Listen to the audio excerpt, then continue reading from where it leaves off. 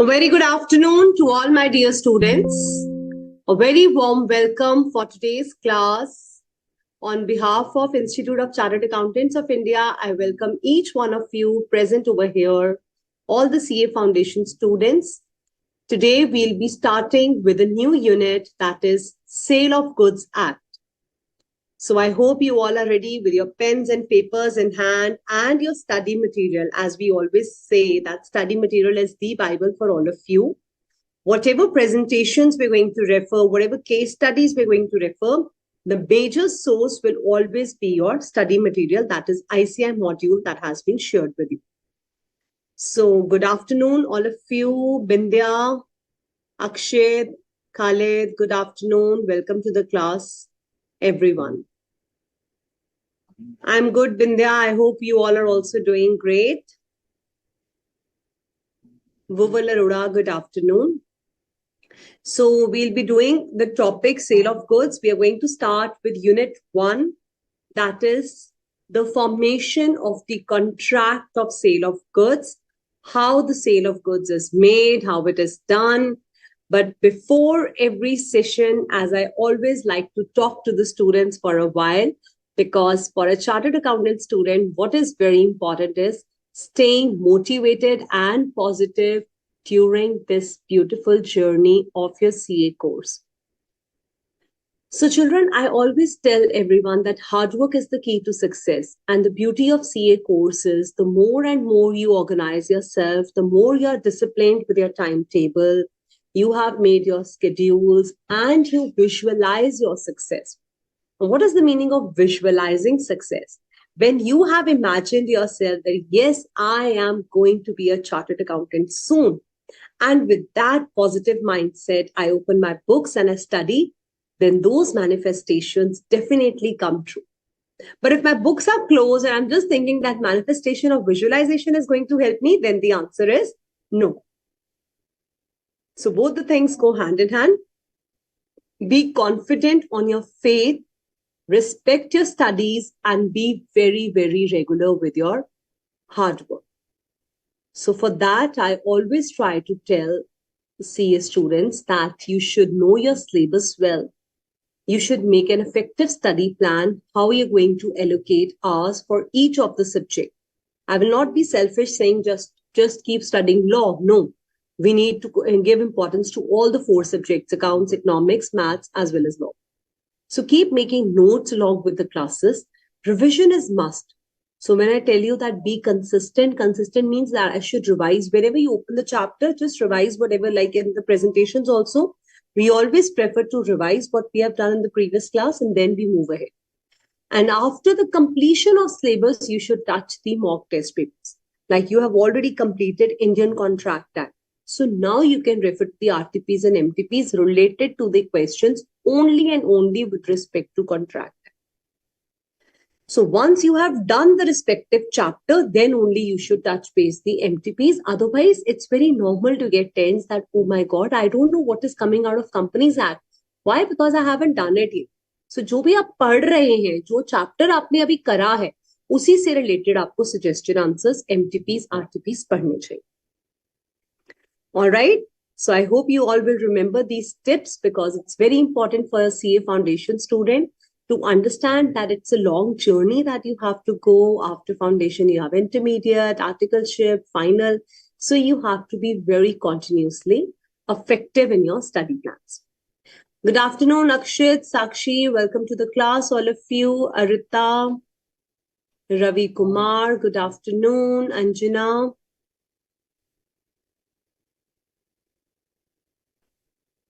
Okay, Anjana. Anjali Yadav. All right, Tulsi Nathan, welcome to the class. Yes, Anjana, you would like to say something?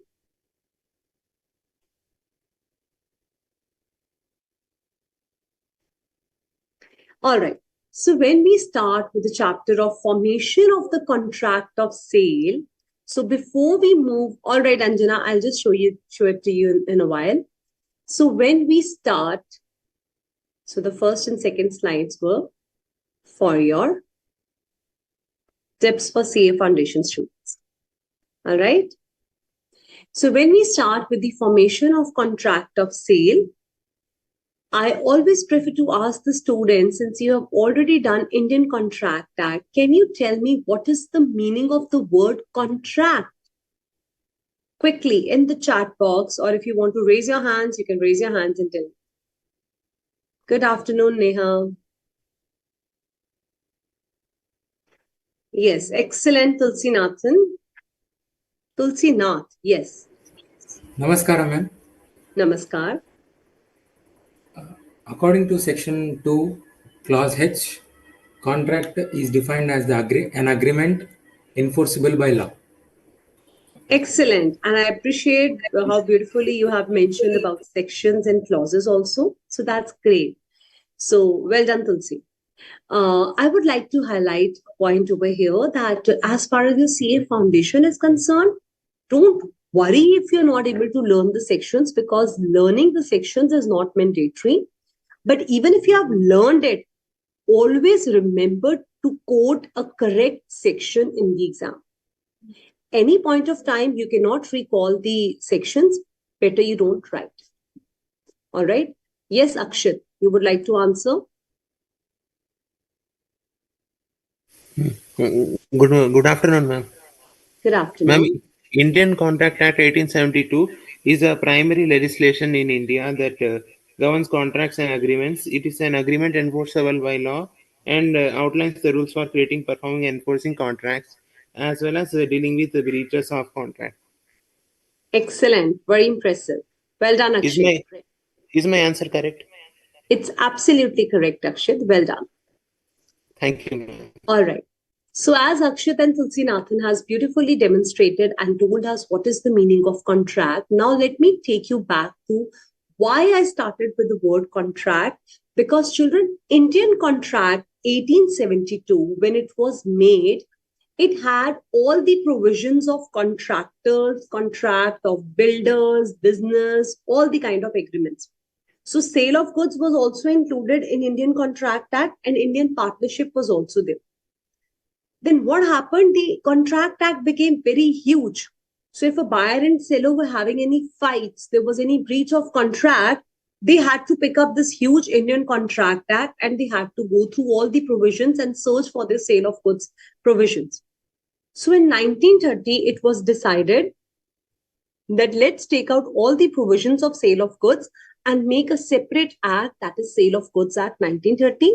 And in 1932, all the provisions of Indian Partnership were taken out and Indian Partnership Act 1932 was created. Now, the beauty of these two laws are, it is actually, they were part of Indian Contract Act only. So the base has already been set. Now we have to do in detail the provisions which are specifically related to the sale of goods under Sale of Goods Act, and specific provisions for partnership, we only refer to the Partnership Act. Is that clear? So very rightly, you all have mentioned contract is an agreement enforceable by law. And once a contract has been made, it becomes legally enforceable. Then Indian Contract Act becomes applicable to it. And all the students in the chat box has also correctly written the answer. So now what is the scope of this act? I told you Sale of Goods Act was specifically made, this act was made in 1930 just to define and amend the laws which are relating to the sale of goods. Now children, when I start this chapter of sale of goods, I would like you to imagine, when we talk about business law, CA foundation, it's very, very simple. So keep visualizing, keep imagining, like for sale of goods, there will always be a buyer and seller who are doing this activity. सो आपको cell of goods किस angle से समझना है कि जैसे आप market से सामान खरीदने जाते हैं तो वो सेलर होता है, आप बायर होते हैं. तो जब आप सामान खरीदेंगे, आप कैसी चीजें ले रहे हैं, what kind of products you are buying, whether you need to verify the product is fine और not, all these kind of provisions. When I teach you, you will imagine that yes, we are the buyers who are going to the market. So we are the buyers and sellers in this chapter.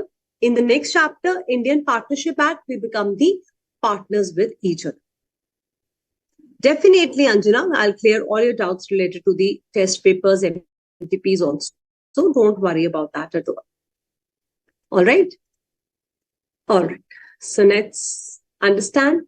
So this contract was made to amend the laws relating to sale of goods. It came into effect from 1st July 1930.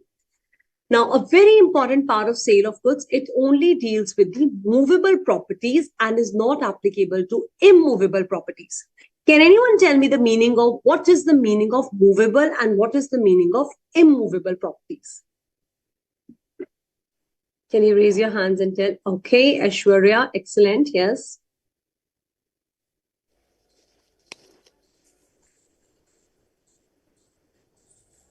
Good afternoon, Yes, ma'am. yes, good afternoon. Ma'am, it is a tangible asset which we can see with our eyes. Both of them are tangible assets, whether movable or immovable. What is movable? Ma'am जिसे हम physically move कर सके. Absolutely. This pen is movable or immovable? Ma'am movable. Yes. And the land, house, building, where we are staying? Ma'am immovable. Very good. Excellent. Mute yourself. So things which can be taken from one. Aishwarya, mute yourself. Things which can be taken from one place to another are the movable properties.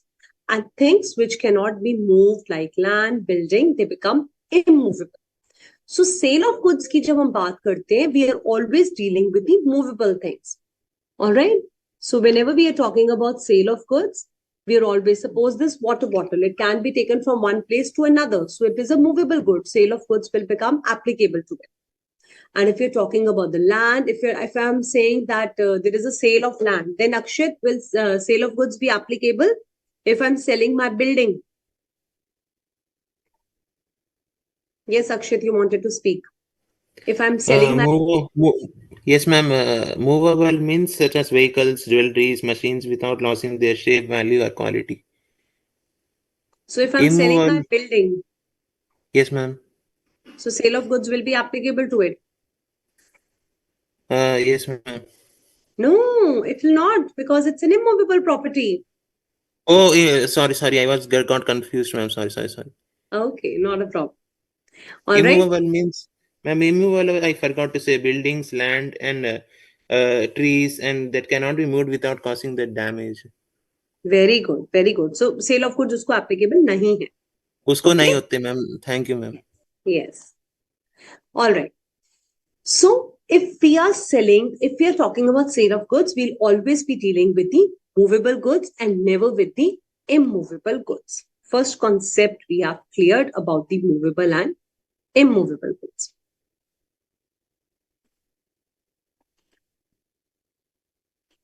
All right. Put your hands down, everyone.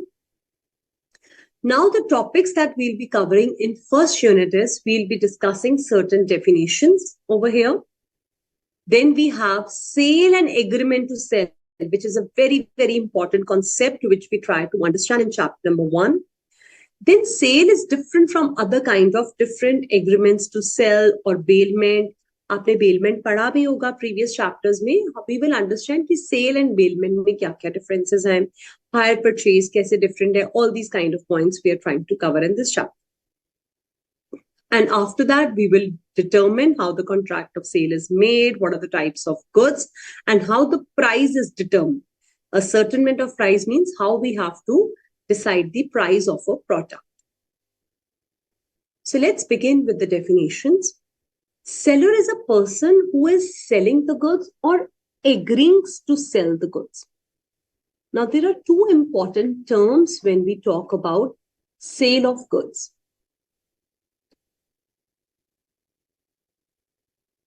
Whenever we are talking about sale of goods, there is a term known as sale and there is another term known as agreement to sell.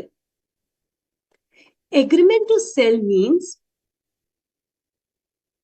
say for example, Mr. C. Pradeep, he comes to my shop and I am a shopkeeper who is dealing in shoes.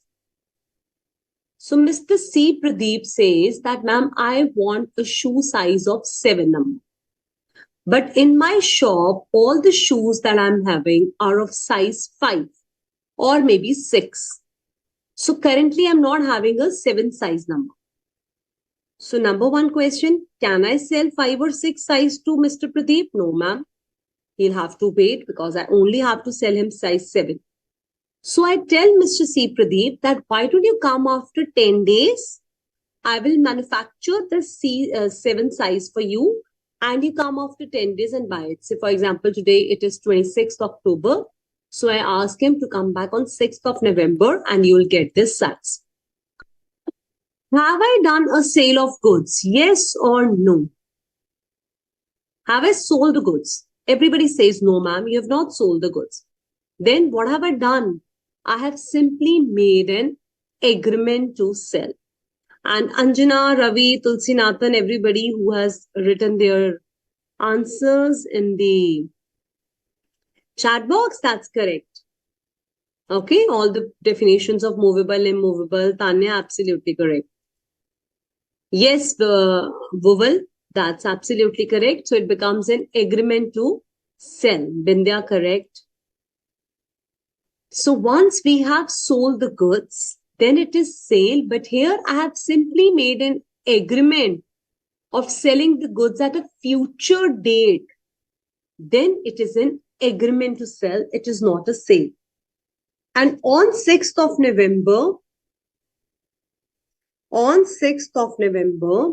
when I have sold the goods to Mr. C. Pradeep, on that date, sale will be conducted. So जब तक मैं उसे बेच नहीं देती goods, तब तक वो agreement to sell है. And जब sale हो जाएगी, जिस दिन हम goods बेचेंगे, उस दिन हमारी ownership of the goods get transferred. So why I told you this whole story is that even if I make an agreement to sell, then Harleen ma'am becomes the seller and Pradeep becomes the buyer. So the seller is a person who is selling the goods. Suppose I am having 6 size and he wants 6 size only. Then I am the seller, you are the buyer, I sold the goods. I don't have 7 size, you want a 7 size, I've made an agreement to sell. Then also I become the seller and you become the buyer. So buyer is the person who buys or agrees to buy the goods. Seller is the person who sells or agrees to sell the goods. For example, A wants to sell 50 bales of cotton on 10th January 2023. So if we have decided a date, say for example, it's 10th January 2026, then what is it? Agreement to sell or sale? If I have made an agreement to sell the goods on 10th January 2026, then it is an agreement to sell or it is sale? Khalid, very good. It's an agreement to sell. Ashwini, good. Mirza, movable goods. Very good, Mirza. Correct answer given for the previous one. Yashi, good. Yes, Pradeep, it's an agreement to sell. Well done. Yes, Neha, correct. Sakshi, correct. Everyone has given the correct answers. Yes, Tanya, it's agreement to sell. So meanwhile, I'll ask them to open this everyone chat box so that I can read your answers together. Yes, Ashwini, you want to ask something? Arita, correct answer. Ranjan, correct answer. All right. So everybody's clear about the definition of a seller and a buyer. Now comes the very important definition of goods. So since the name of the chapter is sale of goods, so goods kya hote? What are these goods? Yes, Anjana, I think that would be better. So Ashok sir, kya aap everyone chat box ka option allow kar sakte hai? Because students answer dete to I have to go and search. Technical team, if you can just allow everyone chat box option with the students. Okay, thank you, sir. So what is the meaning of goods? Children, don't keep raising your hands. If you genuinely have doubts, then raise your hands. Otherwise, don't. Just keep playing with the emojis. Okay. Goods must be movable goods. Number one, we have already discussed movable goods, tangible as well as intangible. Even the goodwill, Something which cannot be seen or touched, intangible, trademark, goodwill is also a goods. So the goods must be movable, that is important. Anything which is attached or forming part of the land, but which can be severed. Severed ko underline karke likho, separated.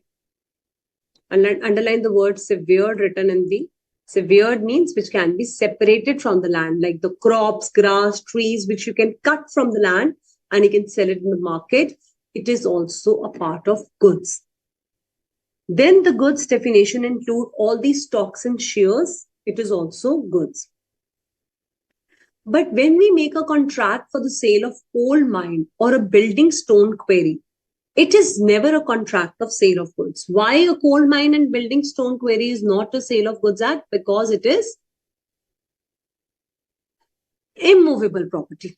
Because it is immovable property. So I'll show you the pictures of what is the meaning of coal mine and what is the meaning of building stone quarry.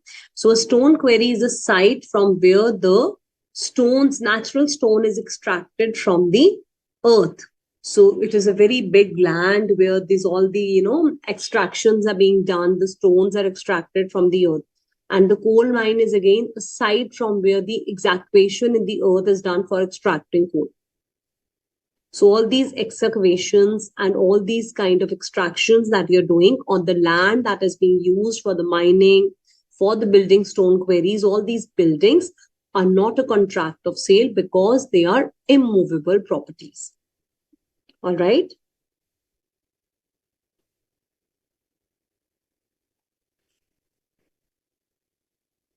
Okay.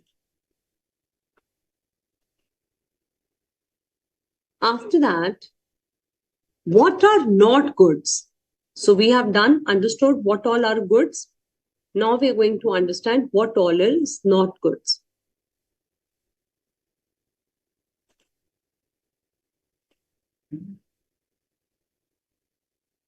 Okay, Arjun, not a problem. We have just done few of the definitions and now we are doing the definition of goods.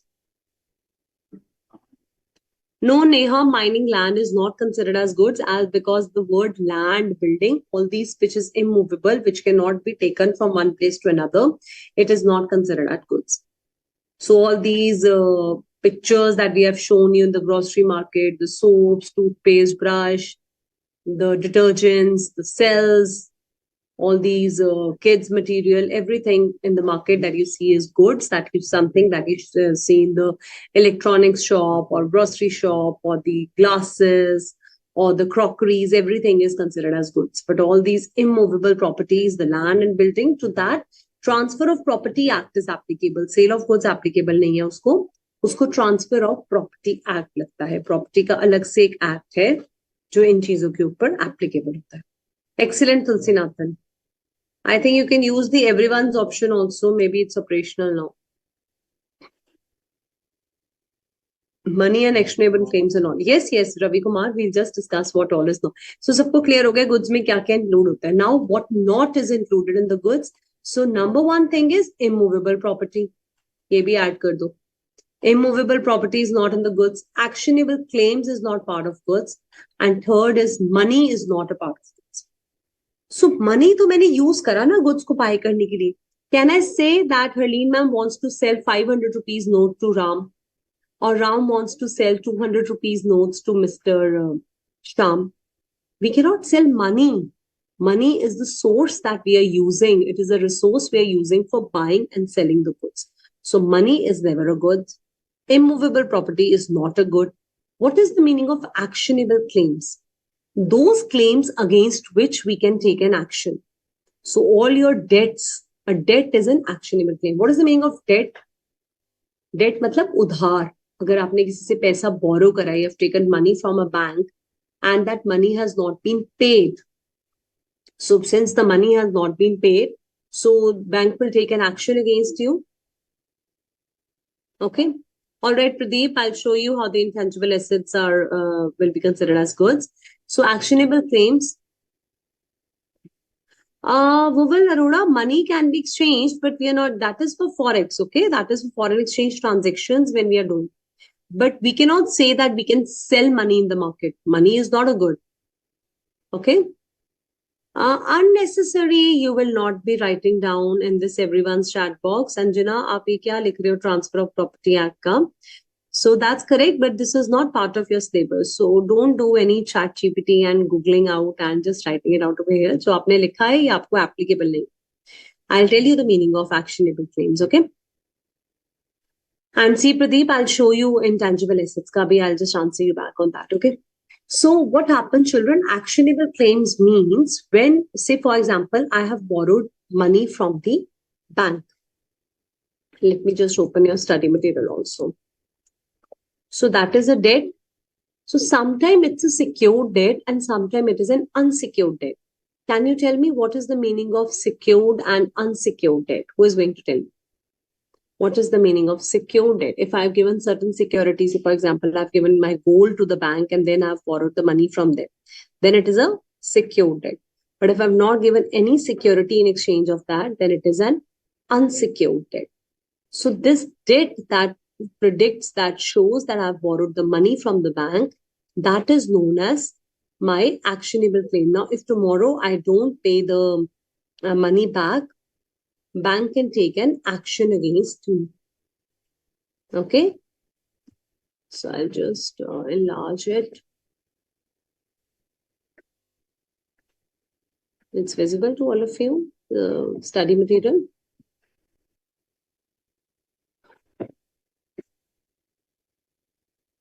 So see here in sale, the property is immediately transferred. Agreement to sell, it is yet to be transferred. But when we do it in detail, we'll discuss about sale and agreement to sell. It's a typical bargain between buyer and seller. Sale of goods typically tells you how the buyer and seller deals and how they have the transactions. Children, see, we have included this, the scope of the act. This relates to the goods, means only movable property. It is not applicable to immovable property like land, fields, shops. For immovable property, we have clearly told you that Transfer of Property Act is applicable. Sale of Act deals only with the movable. Okay. So first point is clear to all of you regarding immovable property. You will highlight this point in your study material. Just a second.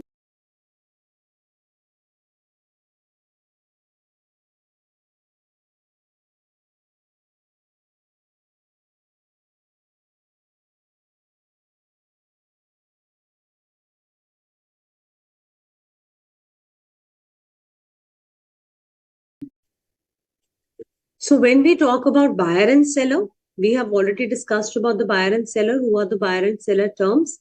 Both the terms are wider from their common meaning, not only the one who buys but agrees to buy. So I hope you have clearly understood how I'm becoming a buyer by an agreement also. Both the terms are complementary and represent two parties. So very important thing in sale of goods is the two parties have to be there. You cannot be the only person who is buying their own goods. What is the meaning of they are complementary to each other? What is the meaning of the word complementary? Means buyer should be ready to buy and seller should be ready to sell the goods. दोनों की रजामंदी होगी, then only the things can become applicable. Okay. Now here we have discussed the meaning of goods. Actionable claims are the claims which can only be imposed by an action or suit. For example, debt. Debt is not a movable property. So what is the meaning of debt? You have correctly mentioned secured debt when I have given the security. Unsecured means मैंने कोई security नहीं दी. अब अगर मैं payment नहीं करूंगी तो bank मेरे अगेंस्ट एक्शन लेगा. तो ये जो एक्शन वो रिकवरी के लिए ले रहा है, इसको गुड्स नहीं कहते. That is the meaning of claims which can be enforced by an action. They are not considered as movable property. FDRs are also goods, very important. जो fixed deposit receipts आप बैंक के साथ खुलवाते हो, उसको भी हम goods कह सकते हैं. They are considered goods with reference to section 176 of the Indian Contract Act. Goods include both tangible and intangible. Now, if anyone asks you that you're selling your goodwill, copyrights, patents, trademarks, will sale of goods be applicable to them? Yes, ma'am, sale of goods is applicable because goods की definition में intangible goods भी आते हैं.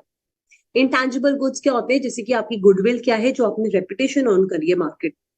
In accounts, you must have done such questions where you sell your business for the purchase consideration. The difference is paid for the goodwill amount. So goodwill is the reputation that you have earned over the years, over the ages. So that is also considered as goods. If I'm selling my copyrights to someone, I'm allowing them to use my copyrights. If I'm selling my patents, trademarks, they can also be sold in the market and sale of goods are applicable. Apart from this, the stocks, shares, gas, steam, water, electricity. I told you all these electrical items also, gas, steam, water, everything is considered as goods. And the decree of the court. What is the meaning of this decree of the court? Decree of the court means court's order.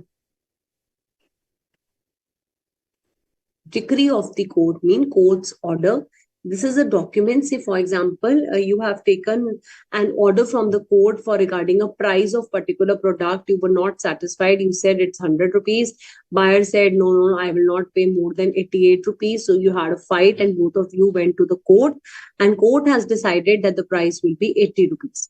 Neither 100 nor 88. He said it will be 80 rupees. So now this order of the court is also considered as a goods.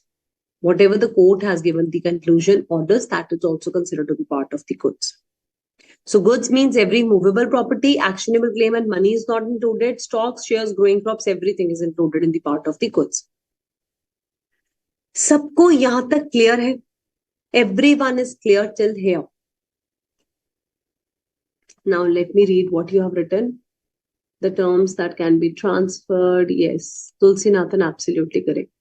Complementary means combining in such a way to enhance. So, Anjana, complementary basically means that if I go to the market and I want to buy something, so the seller is not willing to sell me. So, both of you should be complementing to each other. Means you should be willing to be doing services for each other. Okay, if that means I am incomplete without my buyer, buyer is incomplete without the seller. They are doing the things together. Very good, Miss Yashi. Okay. Ma'am, last two topics doubt. What are the last two topics doubt, Anjana? Coexistence. Yes, Manjal, you can join this meeting. You have already joined this meeting on Zoom app only. Yes, Ravi, it means court's order and that will also be considered as goods. Let's go back to our presentation now. So there are different types of goods. Now we're going to start with a very interesting as well as important topic. We have understood what are goods. Now what are the types of goods that we have under Sale of Goods Act? One is existing goods, future goods and contingent goods. Existing goods का मतलब कि जो goods already exist कर रहे हैं, means they're already available in the shop. But agreement to sell me, I told you back to that example where Pradeep came to my shop. He wanted to buy a 7 size shoe. It was not available. So children, can I call that it was an existing goods? No, ma'am. Then what category of good is that? When I told Pradeep to come back after 10 days to buy that good, then it becomes a, yes, it becomes a future good. Means now that shoe will be available in the future. Excellent. It becomes the future goods. And if the goods are loaded in a ship and they're coming via sea, now I said, I'm not sure if the ship will reach the port or not. You have recently done contingent contracts where you have understood the meaning of the word contingent goods. So when certain uncertainty is attached to the goods, then it becomes the, in the chat box, what does it become? The type of the goods, it's 2 to 4 p.m. time. So it is a little sleepy for all of you, but you have to stay 100% attentive in the class. So if I'm asking a question, I expect each one of you to jump out of the box and answer me. Well done. Future goods are those which are not currently available. Very nice, Mirza. And we are making them available after manufacturing. And contingent goods, very good. Khalid, Yashi, the example that I've gave you, Tanya, Alicia, everyone, that is the contingent goods. All right. So there is a minute difference between future goods and contingent goods. When certain uncertainty is attached, means I'm 100% sure nahi ho, then it becomes contingent goods. But if I'm 100% sure and I'm manufacturing it in my factory and I've told you it will be available in so and so days, then it's a future goods. So let's start with the first category of goods, existing goods, which is further divided into specific goods, ascertained and unascertained goods. Now comes the bright dairy milk chocolate on the screen, which gives a lot of temptation to all the students online. So what is the meaning of specific goods? So the picture of the chocolate is so that you never forget the definition of what is the meaning of specific. So let's use this example of dairy milk chocolate, which says if you go to the shop, A went to the shopkeeper and asked the seller B that I want to buy a Cadbury dairy milk chocolate, which is of Oreo new flavor and having a peanut butter flavor in that. So much specifications you have given. You did not say that you want to buy a chocolate. You did not say, I want to buy a dairy milk chocolate. You did not simply say that I want to buy Oreo chocolate. You said you want to buy dairy milk, Cadbury, Oreo chocolate having a peanut butter flavor. Means आपने बहुत सारी specifications identify करनी है when you have made that contract of sale. You're very adamant about the particular specifications and you only want that item and you have made known to the seller all these details, then it is a contract of sale for the specific goods. Then it is a contract of sale for the specific goods. All right. Now, when I make the goods which are identified and agreed at the time the contract of sale is made, it is known as specific goods. Ascertained and unascertained goods. Ascertained goods are those which are identified according to the agreement after the contract is made. What is unascertained goods? Which are lying together in whole bulk and lots. So first, let's understand the meaning of unascertained goods. मैंने आपको कहा था जब हम ये chapter पढ़ेंगे तो हमने बायर सेलर बनना है एंड हमने कहाँ जाना है सुपरमार्केट में शॉपिंग करने. So we have picked up a bags of filling the items of grocery, and when we are roaming in that supermarket, we ask the seller, please give me certain chocolates. Now I have asked for dairy milk chocolates and there is a whole bundle of dairy milk chocolates lying over there. वहां पे 100 chocolates पड़ी. आपने अभी identify नहीं करा कि आपने कौन सी चॉकलेट लेनी. Then all these 100 chocolates which are lying on the rack are known as unascertained goods. The goods, write down, the goods which are lying in bulk or lots, the goods which are lying in huge bulk or lots are known as unascertained goods. So I have asked the seller to give me 5 dairy milk chocolates. He picked up 1, 2, 3, 4, 5 from the rack and packed it for me. So once the contract has been made, then he identified, picked up the chocolates and gave to me. It becomes ascertained goods. Out of the unascertained, you pick up and you choose, it becomes ascertained. There is a particular item which is lying in the shop and he said, I only want this item and it is available, readily available in the market, totally deliverable, then it is a specific.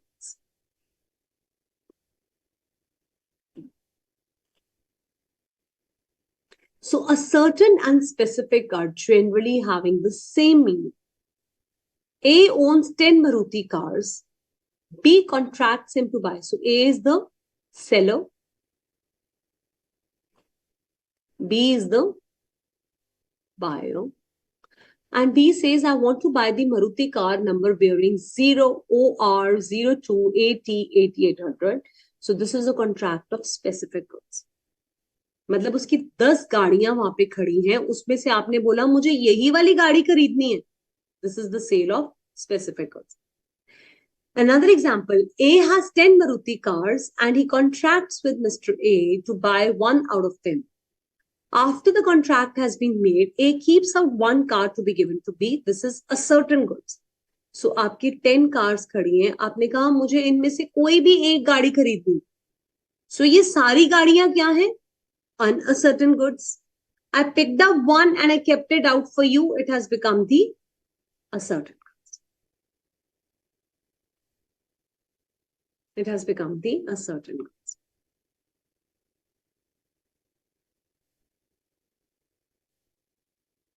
A owns 10 Maruti cars and contracts with A to buy 1 out of them. So this is the sale of unascertained goods. मतलब जो goods total में lie करे, उसने बताया नहीं ना कौन सी गाड़ी, तो अनअसर्टेन है. जब एक आइडेंटिफाई हो गई तब वो ascertain.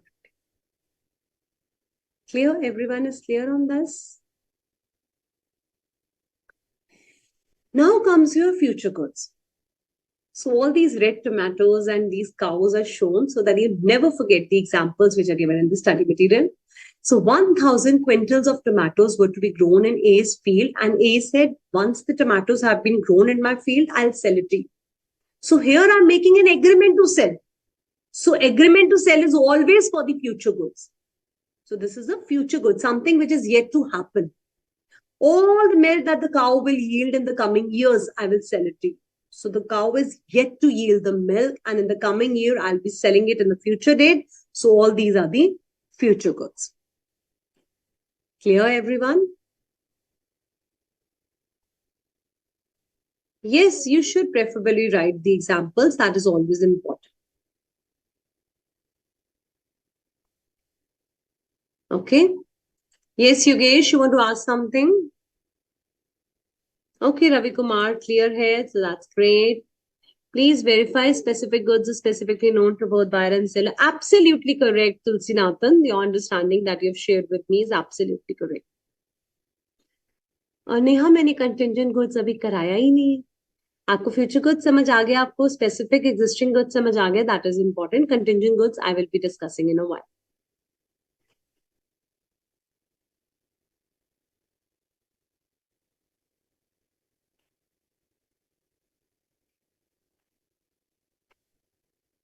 Okay, Sakshi will be doing contingent goods. Don't worry. Yes, it is future goods, Alicia.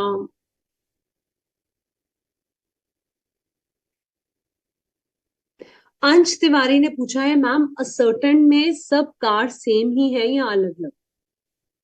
सो मैं आपको एक और बताती हूँ एग्जाम्पल इसमें कि 100 packets of salts are lying in my shop. So now you all have to answer me in the chat box, which is open for everyone. 100 packets of salt are lying in my shop. So these 100 packets of salt are what type of goods?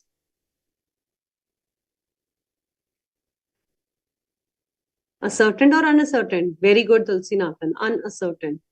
Vowel correct. Kartikeya ने ascertain क्यों बोला? Wrong है बेटा. Ravi correct. Khalid correct.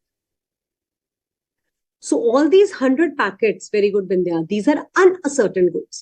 Now buyer said, I want to buy 2 Tata Salt packets. I picked up these 2 Tata Salts packets and I keep it aside for the buyer. Now these 2 packets are known as, very good, Tanya. Vowel correct, Tulsi Nathan correct, Ravi correct, Yashid, Khalid, Aisha wrong. These 2 packets will become now, Kartike correct, ascertained goods. Okay, it becomes a certain good.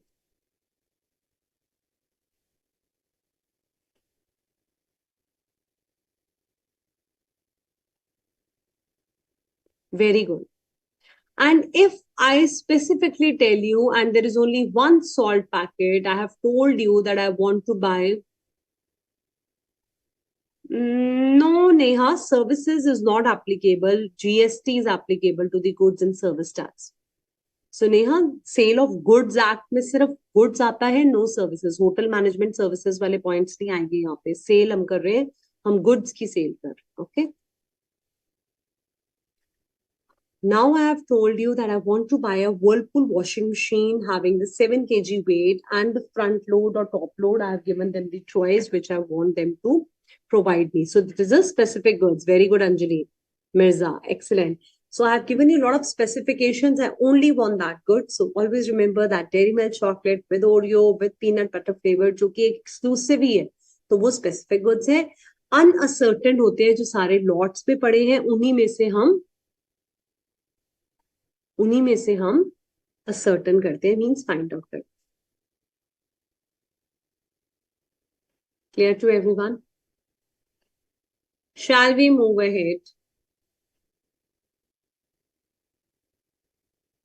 So let's read these examples from the study material. Any specified and finely decided goods like a Samsung Galaxy phone, S7 Edge, Whirlpool washing machine, all these are specified goods. So it's a specified goods. A had 5 car models and he want to purchase the Santro car only. So again, this is for the specific goods. So I have BMW, I have Mercedes, I have i10, Alto and Santro. He said, I only want Santro. So it is a specific goods. But अगर मेरे पास ऐसी 10 गाड़ियां हैं and आपने बोला same है मेरे पास all the 10 Maruti cars and you said I want to buy one out of it, so all these 10 cars will become uncertain, and when I pick up one and I pack it for you, it becomes a certain. So it says the word ascertain has not been defined, it is judicially interpreted. Judicially interpreted means we just try to simply understand the meaning on the basis of the case laws.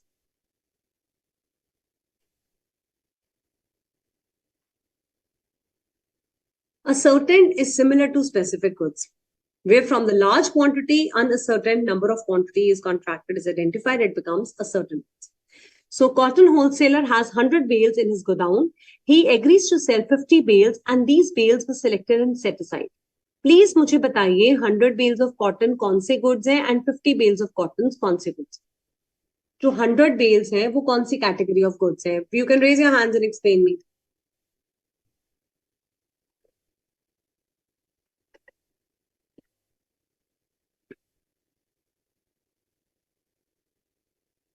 Excellent. Ma'am, 100 ascertained. Children, you're not supposed to unmute yourself by yourself. I only will allow you. Then only you can unmute yourself. Okay? Yes, who else is raising their hands? I'm just checking the chat box. Those who have given the answers. Absolutely correct. 100 is uncertain and 50 bales are ascertain. Everybody has given the correct answer. Yes, Arita.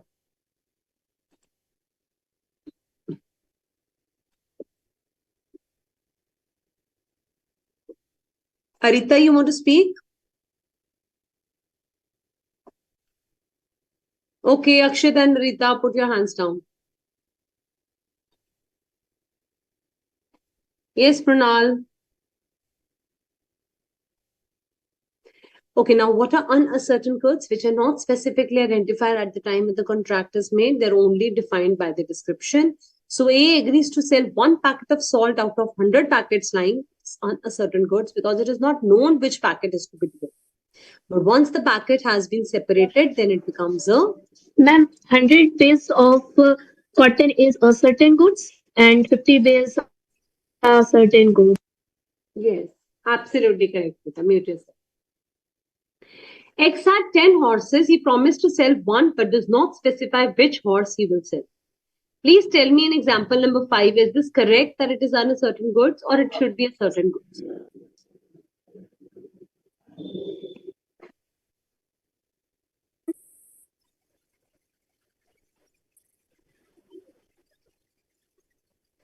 Absolutely correct, Yashi. It's correct. It is uncertain goods because you have not told them that which horse you want to buy.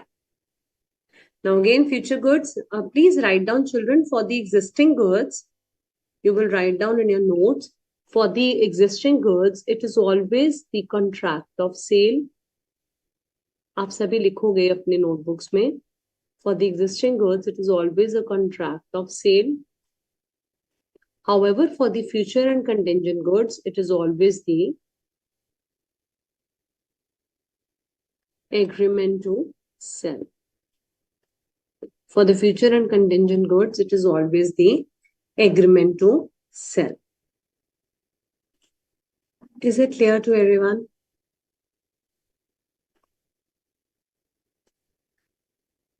Not contingent goods. Many of you had doubts in contingent goods because I haven't yet explained you. First, we will see the contingent goods from my presentation. Akshit, I'll just give you a chance. Let me complete this topic.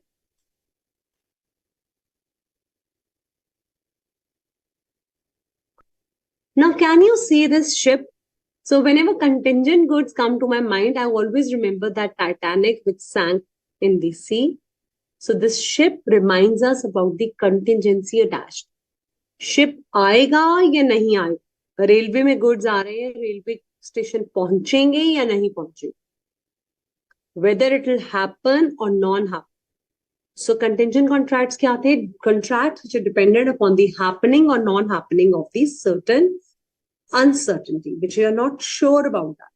So contingent goods are those when we have this contingent contract. So that kind of contingency means contingent is the opposite of the word absolute. Absolute means you're 100% sure. But जहां पे आप 100% sure नहीं हो, आपको पक्का नहीं है, तो वो कंटिजेंसी आ जाता है, डाउट आ जाता है. सो पी ने कहा 50 पीसेस आ रहे हैं मेरी शिप में, अगर शिप पहुंच गई तो मैं आपको वो 50 pieces of particular article sale कर. So this is a clear-cut case of contingent contracts. So always the contingent contract deals with the contingent goods, and there is always an agreement to sell.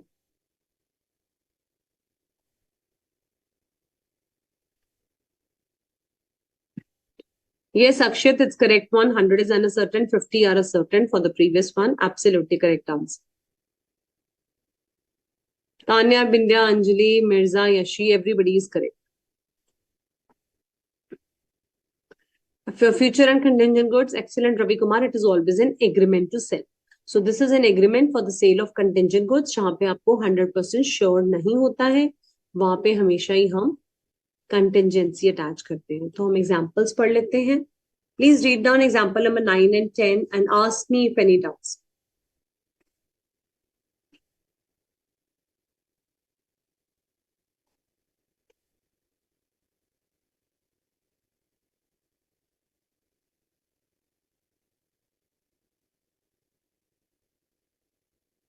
Remember, like future goods, in case of contingent goods also, the property will not pass to the buyer at the time of making the goods. What is the meaning of property? After the break, we will do the definition of property. In detail, we will be understanding. आज वाली class में हम सारी detailed definitions ही करेंगे. So we will understand what is the meaning of property in a while. Property का मतलब होता है ownership. Yes, Mrinal.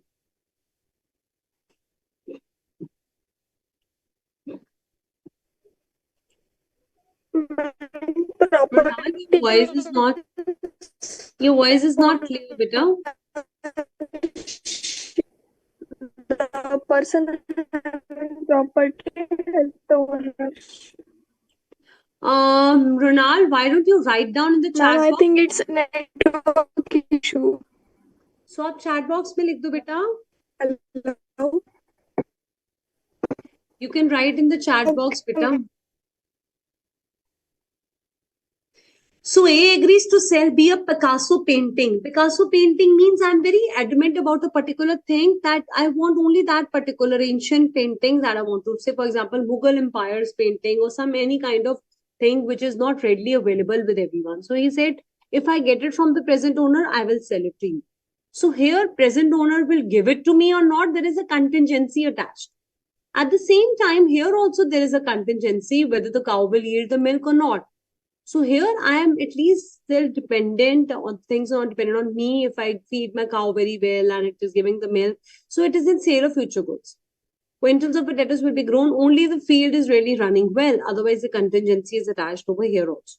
So contingent and future goods, very thin line of difference they both have. Otherwise, they're all similar.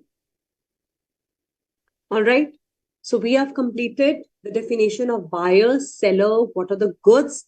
We have also done in detail types of goods, that is specific goods. Existing goods में 3 categories होती हैं, specific goods, certain goods, uncertain goods. Then we have done in detail future goods, which are agreement to sell, and contingent goods also, which are an agreement to sell. Everyone is clear? Now, what is the meaning of the word delivery? How many of you do Blinkit, Amazon, Flipkart, on and off every day? So when the guy comes to your door and he gives you the packets of biscuits that you've ordered, what is that guy doing? He's doing the delivery of biscuits. Voluntarily transferring the possession of goods from one person to another. I am the Blinkit person. You have made me the payment. So now I will give you the goods. So I'm going to deliver you the goods. So the first type of delivery is the actual delivery, where I'm actually coming to your house and I'm giving you the goods. Say, for example, you have purchased a car from the dealer and he drove all the way to your house and he gave you the car keys. So that is the actual delivery कि please आपकी गाड़ी आ गई है, अब मैंने delivery of goods कर. But if you are sitting in the showroom and you have finalized the deal, I have not given the car to you. I have given the keys to you that go and take the car. It is in there in the godown. So I have done certain symbolizing. I have symbolized something that now this car is yours. I have given you the keys. You can go and take the car home. So here it is symbolic delivery. Now comes the most interesting delivery, that is constructive delivery. ध्यान से सुनना इसको सभी.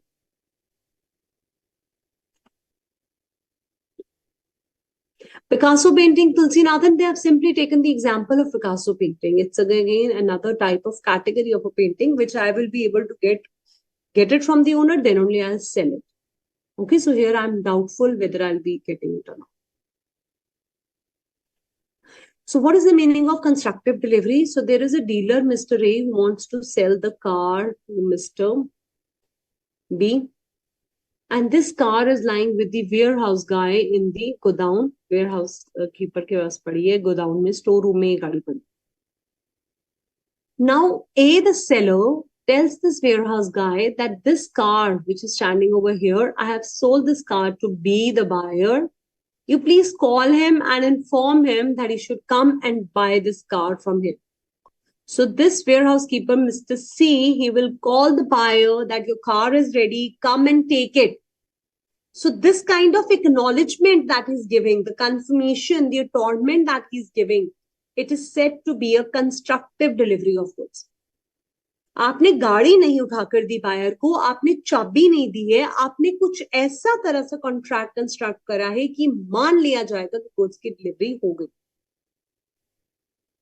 So 3 types of delivery of the goods. Number 1, I am delivering the goods. I am driving the car to your house. I've given you the car, keys, papers, everything. Symbolic delivery, I've given the car keys. You go out and take the car from your lobby. It is yours. Constructive delivery, wherein I have done certain action has been done by my warehouse keeper. He calls you, he tells you the car is lying here on your behalf. I'm holding it. So it is known as a constructive delivery. All right. So lot many things within a day.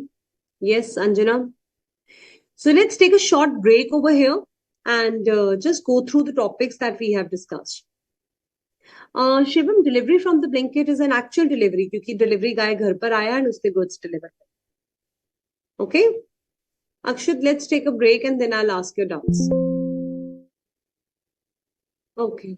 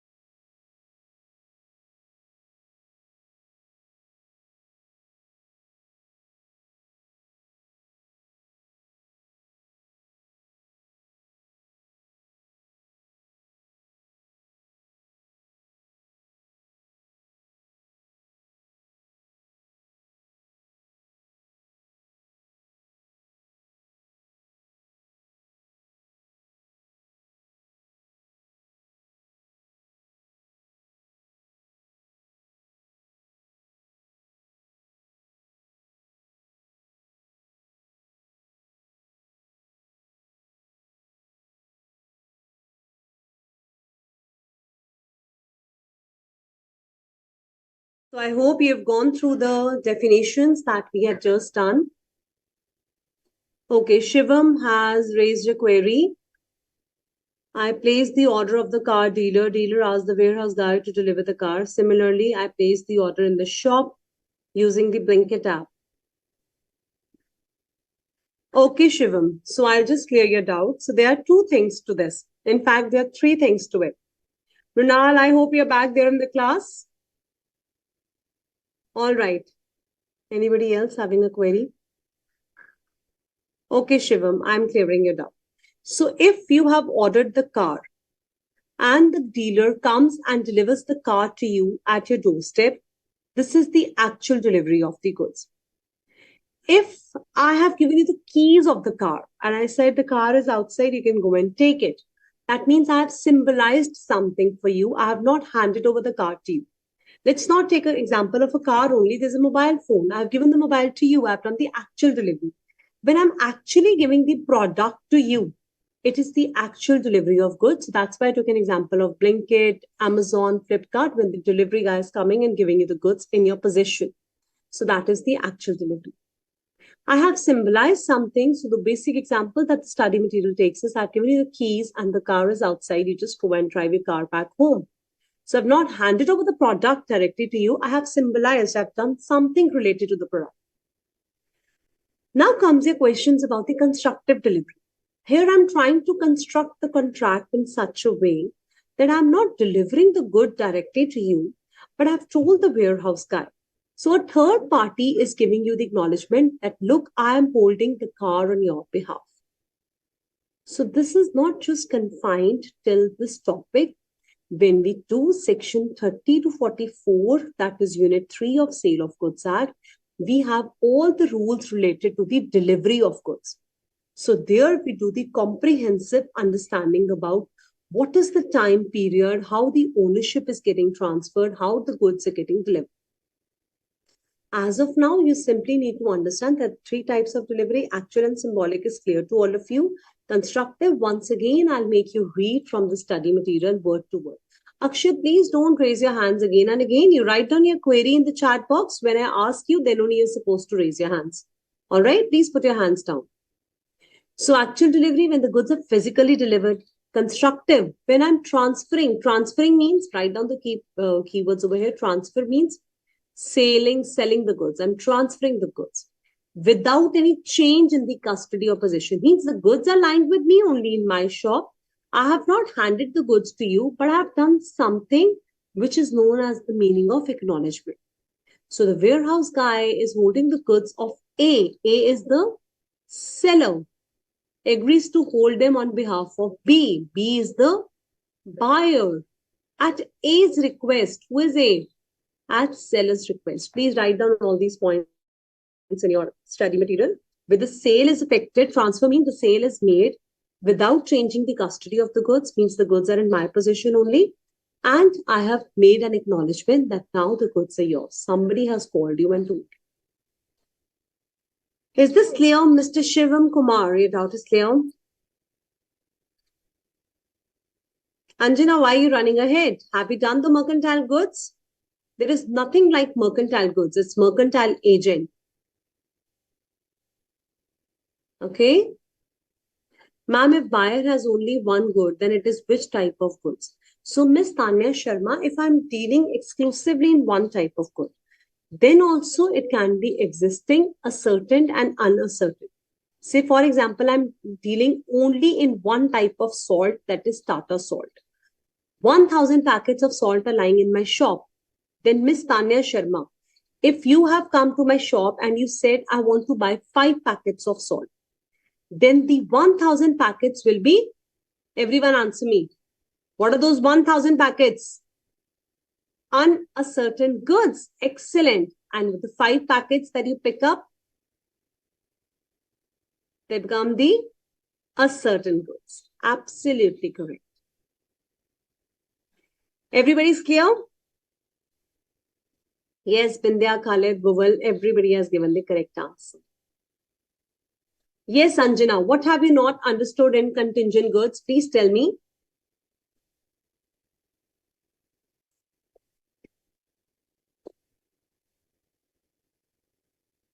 Contingent goods का example. Okay, let's do the examples of contingent goods. So A says, I want to sell you a Picasso painting, provided he is able to. So there is a particular type of painting जो मैंने कहा कि अगर मुझे owner से मिलेगी तो मैं आपको बेचूंगी.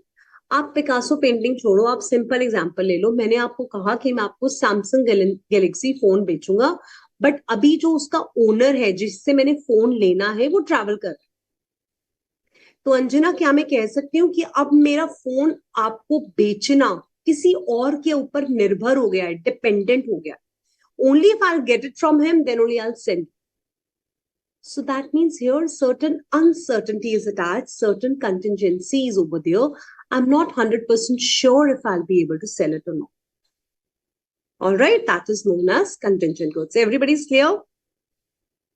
Okay, Shubham Kumar says all cleared, ma'am. That's great.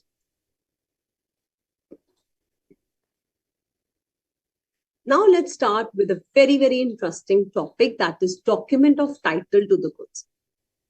Now, children, you remember in your business studies, you have read about certain documents when you were in class 11th or 12th. I hope, Neha, now constructive delivery is clear to you also. Tulsi Nathan is still stuck with the Picasso painting. It's just an example that they have taken, child, just a random name that they have considered.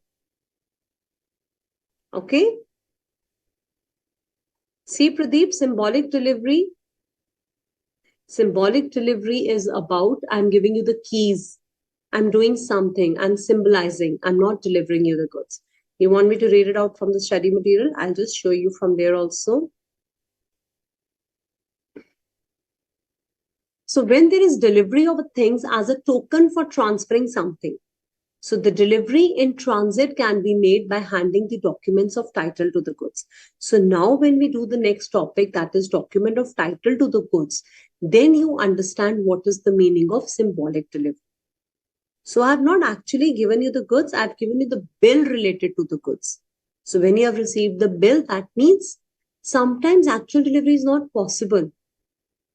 There may be delivery of the means of getting the possession of the goods. Means now I have to make you the delivery. Once I've sent you the bill, after that the delivery of the goods happens. Or I've given keys of the warehouse where the goods are lying. Is that clear? So once I will explain you, children, second definition, that is document of title to goods, then the symbolic delivery will be more clear. Goods are said to be in deliverable state when they are in such a condition that buyer will come and take them directly. So if I have to put the goods in particular boxes and I have to keep them ready, so then only they're said to be deliverable. Say for example, when A contracts to sell timber and make bundles thereof. Timber क्या होता है पता है आपको? एक तरह की wood है. तो wood logs उसने कहा आप मुझे sell करो, मुझे furniture बनाना है. So the contract was that he will cut the wood and he will make the bundles of it. Now, till the time he has not made the bundles, the buyer cannot come and take the goods. You will have to make the goods ready in a deliverable state, then only the goods can be taken by the buyer. Second example, A went to the shopkeeper's shop of B and he is selling mithais of Diwali, and he tells B to make a box and add 5 laddus in it and 4 pieces of barfi. Now you tell me when he can come and take the delivery. Only when this box is made in which 5 laddus and 4 barfis have been packed, it has been weighed, measured, the price has been determined, then only the goods are ready to be delivered. तभी उसे deliverable stage में माना जाएगा. Means जब तक आप ये काम नहीं करते तब तक goods deliverable state में नहीं. Is that clear, children? Now let's do another definition, document of title to the goods.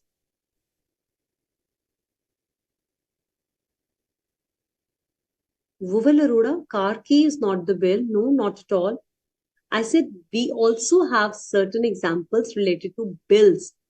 Anjana, I will give you a chance and you will raise your hands. Then you can ask me the doubt that you have on page number 15. Okay?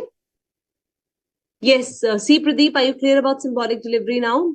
And Vuval, it's not that car key is not the bill. It is the bills that we are going to discuss. That is document of title to goods. Okay, beta? Car keys are symbolic delivery. Yes, Miss Yashi, absolutely correct. Document of title to goods. It includes bill of lading, dock warrant, warehouse keeper's certificate, wharfinger certificate, railway receipt, multimodal transport, warrants, delivery of goods. Now, all these are the documents which are used for transporting the goods from one place to another. Everyone will listen this story very clearly now. There is Mr. A, who is a seller who is selling the goods in Delhi. Now this Mr. A, the dealer in Delhi, he want to send his goods to the person buyer, Mr. B, who is in Pune. So what he will do, he will upload the goods in a railway and he will ask the railway authorities to go and give these goods to Mr. B. Now children, does this Mr. B know who is the railway authorities?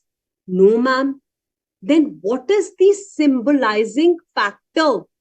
How will it be symbolized? How will they come to know that the goods that railway authorities are carrying belongs to B? He will use a railway receipt. A will make 4 copies of railway receipt. Original copy he will send to Mr. B. 1 copy he will retain with himself. Second copy he will give it to the railway authorities. And third will go for the accounting purposes. Fourth will go for the accounting purposes. This second copy that he has given to the railway authorities, now what will happen? Just imagine the whole incident. The seller will load the goods in the train. The train will take the goods to Pune station. On Pune station, railway authorities will cross-check this receipt with Mr. B. Mr. B will go and say that these are my goods. Okay, हाँ check करेगा, हाँ जी ये तो railway receipt same है जो B को है, A के goods B को sale हो रहे हैं. B वो check करेगा railway authority के receipt के साथ and he will deliver the goods to him. So that is why we say that symbolic delivery means handing over the document of title to goods like bill of lading and railway receipts. When these bills are handed over from one person to another, that means delivery of goods has taken, even when the goods has not actually physically been delivered. अभी actual delivery नहीं हुई है, अभी हमने सिर्फ bill of lading या railway receipt दूसरी party को दिया है. Is that clear? So when the goods, so that is the meaning of document of title to goods. Going back to the same topic, everybody is clear with symbolic delivery now. We are just symbolizing, we are not delivering the goods. Okay? Anjali is saying the box is small of the mithais that we have made. That's great. Yes, Akshit, at the end, I will give you a chance to unmute and ask your doubts. All right, Sobia, absolutely correct. And Anjana, you will get the chance at the end to speak and clear all your doubts. Now let's discuss document of title to goods. Document of title to goods means bill of lading. अब ये क्या होते हैं? Bill of lading, अगर आप goods transport कर रहे हो ship के through, तो आप bill of lading use करते हो. आप ट्रेन से कर रहे हो तो रेलवे रिसीट का यूज करते हो. अगर आप ट्रक से कर रहे हो तो आप लॉरी रिसीट यूज करते हो. अगर आप एयरवे से कर रहे हो तो आप एयरवे बिल यूज करते हो. तो ये सारे नाम हैं. Bill of lading, dock warrant, warehouse certificate, wharfinger, these are all the documents which are used while transporting the goods from ship. So होता क्या है बेटा, पहले goods ship में upload करे जाते हैं. Ship में डालने से पहले वो dock warrant issue होता है. जब छोटे छोटे docks, wharfs बने होते हैं, उन drawers में goods को रखा जाता है. And after that, the captain of the ship will come, he will check all the goods, and then he finally enter the goods in his ship and bill of lading is issued by him. So all these bill of lading, dock warrant, warehouse, wharfinger are the steps for loading the goods in the ship. Railway receipt means jab train ke through goods aa rahe hain. Multimodal transport means first through lorry receipt, then through railways, and then the driver is taking the goods. So multimodal means different receipts we are using. All these are the receipts used for transporting the goods, delivering the goods from one place to another as a proof that the goods are in the possession and control of the purpose who is giving them.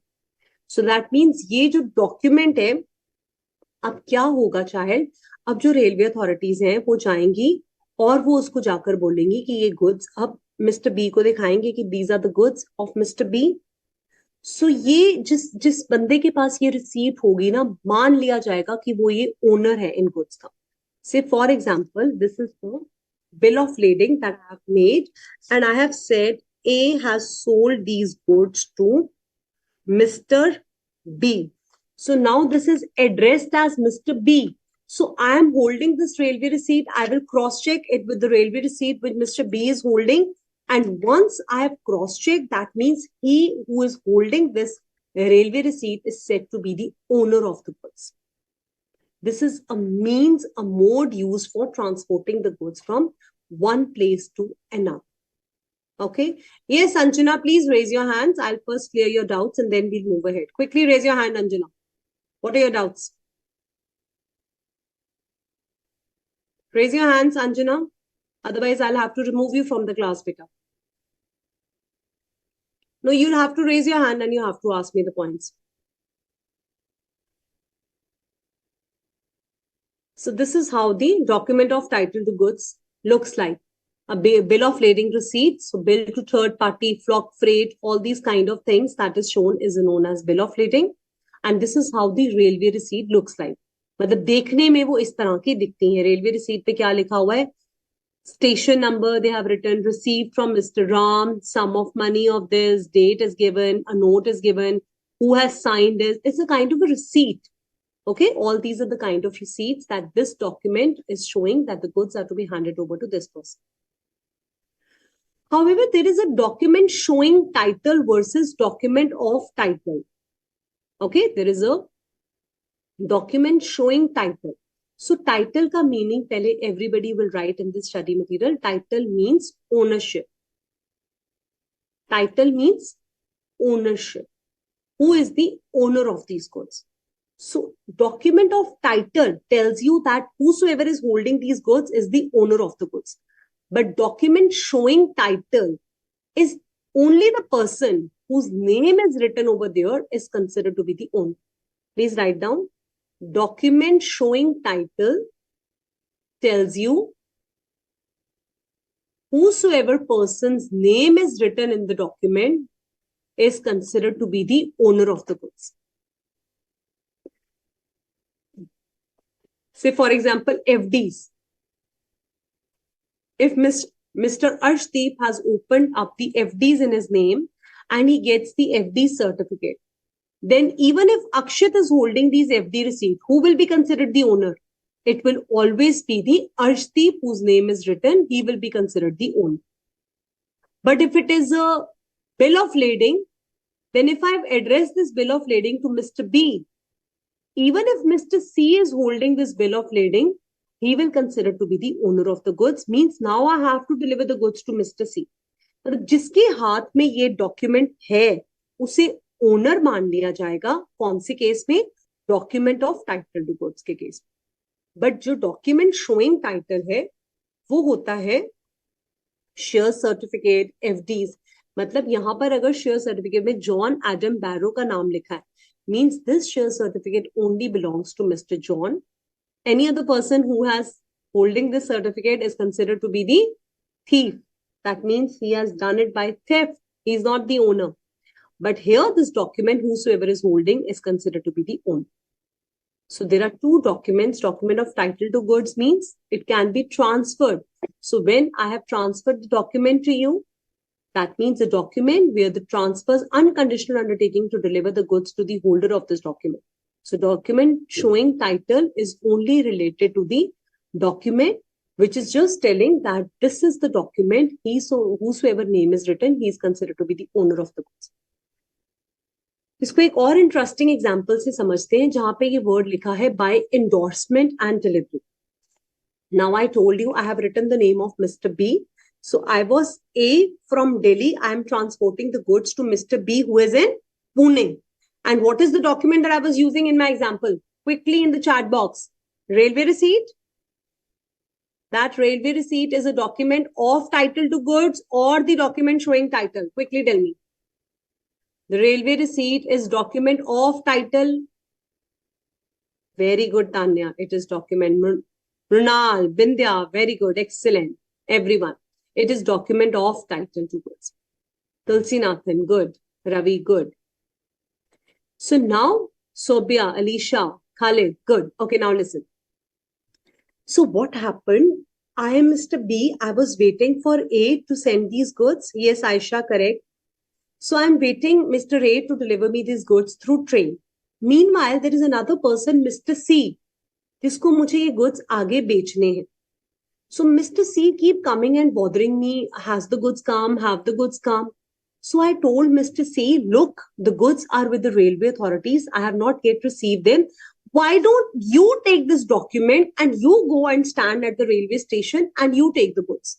So I said, here it is written to Mr. B. So I endorsed it and I've written at the back of this to Mr. C. So I have made the endorsement on this bill and now Mr. C will go and stand over there with this receipt and the railway authorities will give the documents to Mr. C. That is the meaning of delivering the goods by endorsement or by delivery. Further in detail endorsement, जब आप negotiable instrument करोगे तब आप endorsement का directly और भी detail में meaning समझोगे. अभी के लिए endorse means मैंने आगे किसी और की favor में दे दी. तो document of title to goods endorse कर सकते हैं, but document showing title को endorse नहीं कर सकते हैं. जिसका नाम लिखा है उसी को उसका owner माना जाता है. Clear to everyone? All right. Let's move ahead. So the first day of the chapter sounds a little boring because there are so many definitions. We need to form the base. We need to understand it. But once we jump to the case studies, it becomes very, very interesting. So I hope you all are enjoying and understanding also whatever we are doing in the class till now. Okay? It's okay, Mrunal, even if you'll try to be regular from today, then also we have just started sale of goods today. So next few days, we'll be doing sale of goods, then we'll be doing partnership. Even if you have missed anything previous, you can go and watch the recorded lectures. But try to be regular now, okay? Now let's understand the meaning of the property of goods. जिस तरह से title का meaning होता है ownership, उसी तरह से property का भी मतलब होता है ownership. Property of the goods means ownership. Write down first. Property means ownership. तो आज हमने 3 वर्ड सीखे. ओनरशिप का मतलब टाइटल भी है, ओनरशिप का मतलब ओनर भी है, ओनरशिप का मतलब प्रॉपर्टी भी है. सेल ऑफ गुड्स में सबसे इंटरेस्टिंग बात होती है ओनर कौन है. If I am selling the goods to you, the goods belong to me, I am the owner. Once I've sold the goods to you, you become the owner. Whosoever is the owner is having the goods in his custody and he's having his ownership rights. Property means general property and not merely a special property. अब property का मतलब क्या होता है? Property कहते हैं ownership होता है. हमेशा जब भी हम सेल ऑफ गुड्स में प्रॉपर्टी की बात करते हैं तो हम जनरल प्रॉपर्टी की बात करते हैं और स्पेशल प्रॉपर्टी की नहीं करते. मैम ये जनरल एंड स्पेशल प्रॉपर्टी क्या है? Let me make you understand. All the eyes and ears here on the screen. This is the water bottle that I'm going to sell you. I am the seller, you are the buyer. This is my water bottle. So who is the owner? I am the owner. So you will write seller is the owner. Now, when I sell you this water bottle, say for example, A sold this bottle to B. So quickly in the chat box, A is the seller, B is the buyer. Clear? So before sale, who is the owner? Before sale, who is the owner? Very good, Anjali, Vindhya, Aishwarya, A is the owner. So इसकी ownership rights किसके पास है? A के पास. Till the time yes, Khalid, very good, I am the owner. So till the time I am the owner, I can drink water from this, I can use it, I can throw it, I can play with it, I can do whatever I want.